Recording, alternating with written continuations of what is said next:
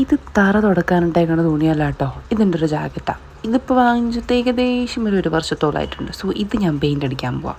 ഇതിൻ്റെ കയ്യിൽ പെയിൻ്റ് അടിക്കാം. പക്ഷേ ഇവിടെ ഇലാസ്റ്റിക്, അപ്പോൾ അത് മാറ്റാണ്ട് നമ്മൾ എന്തെങ്കിലും ചെയ്യണം. പക്ഷേ ഇലാസ്റ്റിക് വെട്ടിക്കളഞ്ഞാൽ പിന്നെ യൂസ് ചെയ്യാൻ പറ്റുമല്ലോ.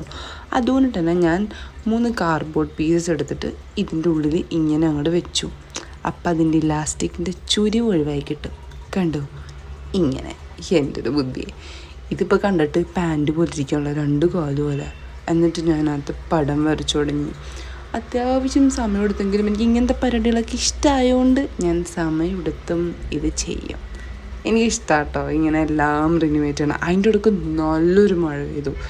ഗോവയിലെ മഴയ്ക്ക് എന്താണെന്ന് അറിയണ്ട, ഒരു പ്രത്യേക ഭംഗിയാണ് കാണാനായിട്ട്. മേ ബി ടോപ്പ് ഫ്ലോറിലായതുകൊണ്ടായിരിക്കും ഇങ്ങനെ മഴ കണ്ട് നിൽക്കാൻ നല്ല രസമാണ്. അങ്ങനെ മഴ കഴിഞ്ഞോടെ എൻ്റെ വരയും കഴിഞ്ഞു. ഇതാണ് ഗൈസ് റിസൾട്ട്. ഇഷ്ടപ്പെട്ടെങ്കിൽ കമൻറ്റ് ചെയ്യട്ടോ. എനിക്കിഷ്ടപ്പെട്ടു.